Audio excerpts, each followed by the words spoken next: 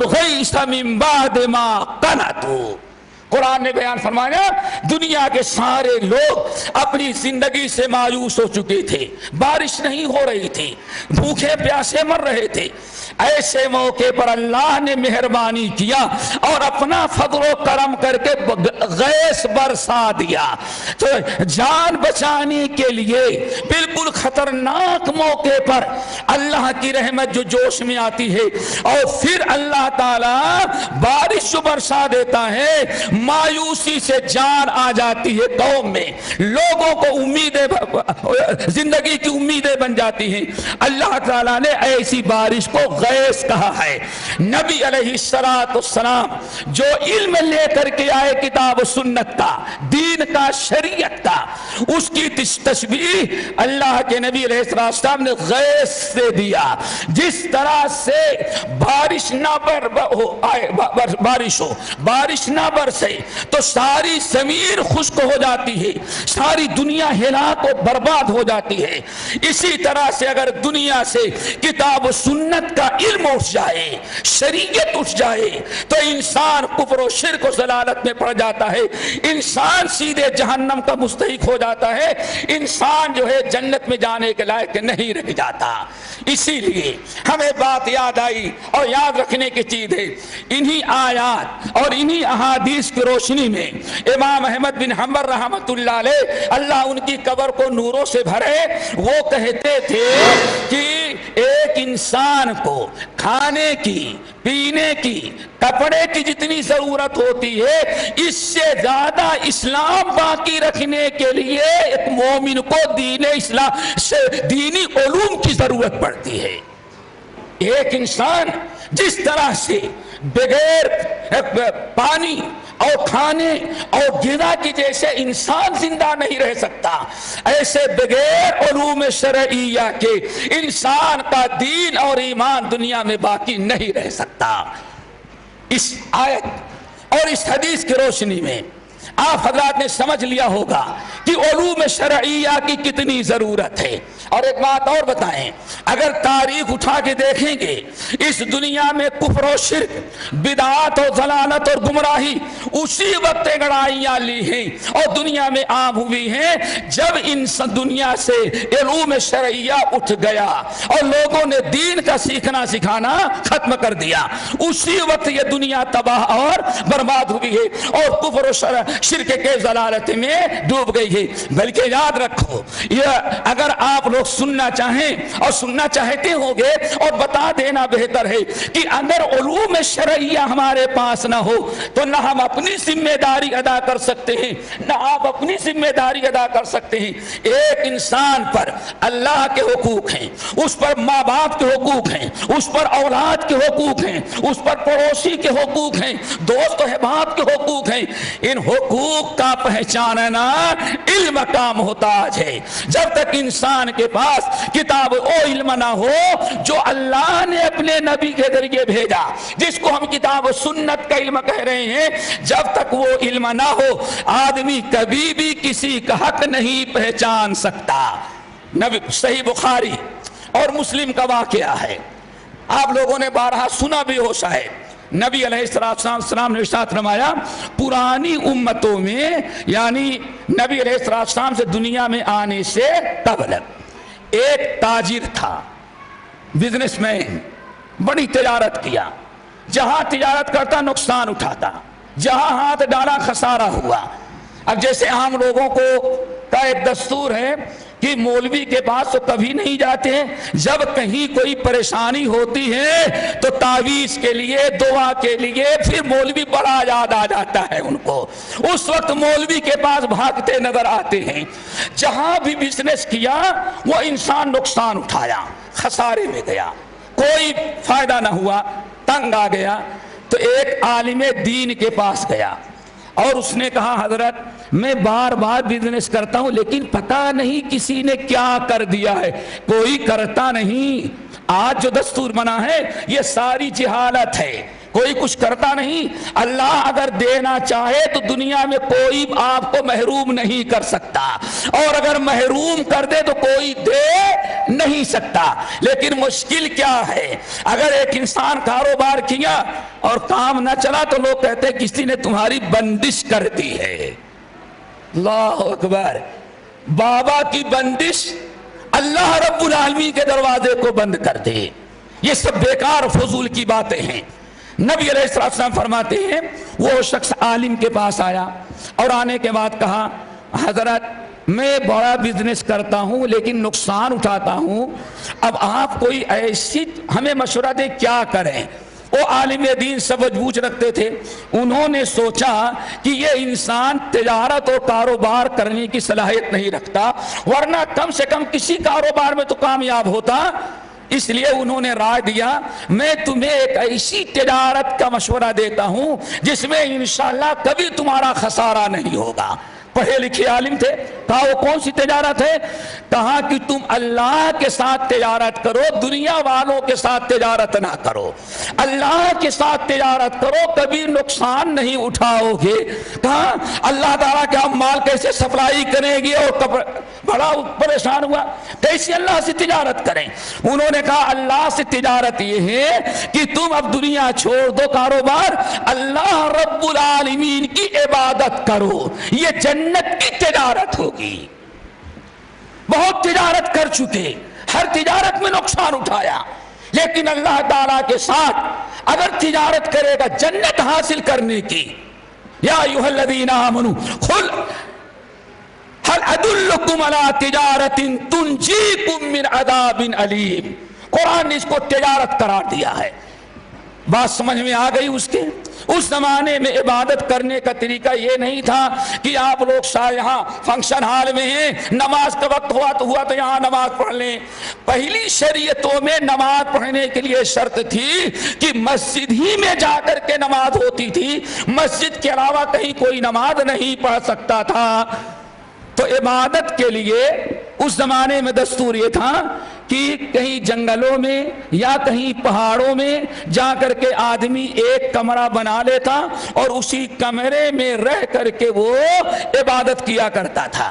اب جریج نام تھا اس شخص کا, نوجوان کا نام جریج. جریج فوراً مولوی صاحب کا مشورہ قبول کیے اور چلے گئے گاؤں کے باہر. ایک پہاڑ تھا, اسی پہاڑ پر گئے, انہوں نے سامان اکٹھا کیا, پہلے ایک مکان بنایا اور مکان بنانے کے بعد دروازہ لگایا, اندر سے دروازہ بند کر کے اسی میں وہ عبادت کرنا شروع کر دیے. بس اب 24 گھنٹے عبادت الہی کریں. رسول اللہ صلی اللہ علیہ وسلم ارشاد فرماتے ہیں اکلوتے بیٹے تھے, ماں نے انتظار کیا 1 دن 2 دن 3 دن, جب بیٹا نظر نہ آیا, واپس گھر نہ آیا تو ماں بیچاری پریشان ہوئی. اب وہ جریج کو ڈھونڈنے کے لیے, اپنے بیٹے کو ڈھونڈنے کے لیے باہر نکلی. جو بھی ملا ایک میرا بیٹا اس حلیے کا تھا اور اس عمر کا ہے, آپ لوگوں نے دیکھا ہے. تو کسی نے بتایا اس راستے پر گیا, ہم نے دیکھا تھا, اور کہاں گیا مجھے معلوم نہیں. وہ بوڑھی ماں بیچاری اپنے بیٹے جریج کو ڈھونڈنے کے لیے اور آگے گئی. وہاں لوگوں سے پوچھا بھائی آپ لوگوں کو کوئی ایسا لڑکا نظر آیا ادھر جاتا ہوا, یہ حلیہ ہے, یہ عمر ہے, یہ قد و قامت ہے, آپ لوگ بتا سکتے ہیں؟ لوگوں نے کہا ہاں اس طرف گیا ہے, جاتے ہوئے میں نے دیکھا ہے, واپسی کا علم مجھے نہیں ہے. اور کہاں گیا؟ بوڑھی ماں بیچاری اور آگے بڑھی, بالکل آخر میں پہاڑ کے کنارے گئی. وہاں لوگوں سے پوچھا تو لوگوں نے کہا کہ ہاں ایک نوجوان لڑکا اس پہاڑ پر گیا ہے اور اس نے ایک مکان تعمیر کر کے وہیں رہتا ہے اور کبھی کب آتا نہیں, اسی جگہ وہ مقیم ہے. اب بوڑھی ماں بیچاری کو پتا چلا کہ ہمارا اکلوتا بیٹا جریج اس مکان میں کمرے کے اندر بند عبادت کر رہا ہے. وہ بیچاری اپنے گھر سے ڈھونڈتے ہوئے پیدل نکلی, پہاڑ پر بوڑھی چڑھی اور جا کر کے دروازہ کھٹکھٹاتی ہے, کہتی یا جریج بیٹے جریج میں تمہاری ماں تم سے ملنے کے لیے آئی ہوں. لیکن جریج صاحب عبادت تو کرنے لگے, عبادت کا شوق پیدا ہوا, لیکن انہوں نے علم حاصل نہیں کیا. یہی آپ لوگوں کو بتانا میں چاہتا ہوں. یہ قصہ بیان کرنا مقصد نہیں تھا, میں یہ بتانا چاہتا ہوں کہ انسان اگر بغیر علم کے عبادت بھی کرے گا تو عبادت بھی اس کے لیے مصیبت بن جاتی ہے. بغیر علم کی عبادت مصیبت بن جاتی ہے. نبی علیہ السلام فرماتے ہیں, ماں بلاتی ہے, یا جریج, بیٹے جریج میں تمہاری ماں آئی ہوں. جریج نماز پڑھ رہے ہیں. جریج کیا کہتے ہیں, اللہم امی و صلاتی, اللہ میں کیا کروں, میری ماں پکار رہی ہے لیکن میں آپ کے لیے نیت باندھ چکا ہوں, نماز پڑھ رہا ہوں. اللہم امی و صلاتی, اے اللہ میں کیا کروں, ماں باہر دھوپ میں کھڑے اور میں نیت باندھ چکا ہوں. اللہ کے رسول صلی اللہ علیہ وسلم فرماتے ہیں, وہ جاہل انسان عبادت میں اتنا مست ہے, اس نے سوچا عبادت سے تو نیکی ملے گی, ماں کے لیے دروازہ کھول کے ملاقات کروں گا تو کیا ملے گا. اس نے اگر علم حاصل کیا ہوتا تو کم سے کم اتنا معلوم ہوتا کہ نفلی عبادت سے بڑا ثواب ماں باپ کی خدمت کرنا ہے. اتنا علم نہیں تھا مسکین کے پاس. اللہ اکبر, ماں بیچاری انتظار کر رہی ہے. اور جریج کیا کہتے ہیں, اللہم امی و صلاتی, اللہ میں ماں کو جواب نہیں دیتا, میں نماز پڑھتا رہوں گا. ماں بیچاری انتظار کر کے بہنوں واپس آ گئی, پھر رہی. اب جریج کا کام تھا, ایک غلطی تو انہوں نے یہ کیا جو ماں کو جواب نہیں دیا, دروازہ نہیں کھولا, اور دوسری غلطی یہ کیا کہ نماز پڑھ کر کے فارغ ہوئے تو اپنی ماں سے ملاقات کے لیے نہیں آئے. یہ دوسری غلطی کی. ایک دو دن انتظار کی. اب بوڑھی ماں نے دیکھ رکھا ہے کہ ہمارا بیٹا فلاں جگہ رہتا ہے. بیٹے کی محبت, ماں کی مامتا ماں کو مجبور کرتی ہے. ماں بیچاری پھر پیدل چلتی ہے اور پورے پہاڑ پر چڑھ کر کے عبادت خانے میں جاتی ہے اور دروازہ کھٹکھٹاتی ہے, یا جریج, جریج آج پھر تیری ماں تجھ سے ملاقات کے لیے آئی ہے.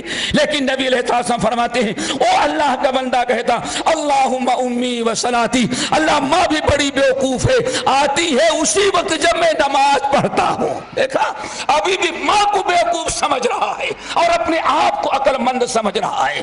میری ماں اور بہنوں, نماز پڑھ رہا تھا, ایک بڑی عبادت میں مشغول تھا, لیکن علم نہ ہونے, ایک جہالت نے اس کو کتنی بڑی مصیبت میں مبتلا کر دیا. اب پھر وہی کہتا ہے, اللہم امی و صلاتی, اللہ میں کیا کروں, ماں آتی ہے اسی وقت جب میں نماز پڑھتا ہوں. اللہ رسول فرماتے ہیں, پھر وہی پہلا ہی فلسفہ اس نے کہا, اللہ کے لیے نماز پڑھیں گے تو کچھ ثواب مل جائے گا, بوڑھی ماں سے ملاقات کرنے تو ہمیں کیا ملے گا. اللہ اکبر. ماں پھر واپس آ گئی, تیسرے مرتبہ پھر گئی. اب ماں نے دیکھ لیا ہے, ماں پریشان کہ بیٹا یہاں کیسا, کہاں کھاتا ہوگا, کہاں پیتا ہوگا, زندہ کیسا ہے میرا بیٹا.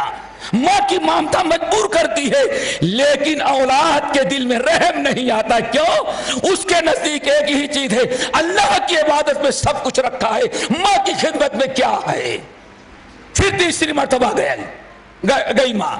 اب ذرا سوچیں, اگر ان میں کسی بہن کو کبھی کون سی جگہ ہے, تروپتی کی پہاڑیوں پر چڑھنے کا موقع ملا ہوگا, تب پتا چلے کہ کتنی مشکل چیز ہے. بوڑھی چڑھ رہی ہے بیچاری. تیسری مرتبہ گئی, دروازہ کھٹکھٹائی.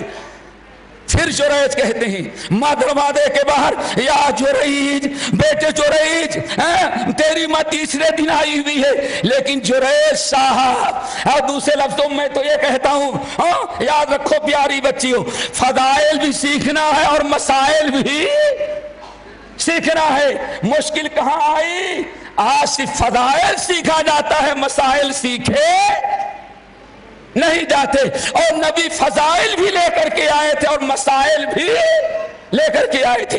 اللہ کے رسول نذیر بھی تھی اور بشیر بھی تھے. صرف بشیر نہیں تھے, جیسے آپ بشیر تھے ویسے آپ نذیر بھی تھے.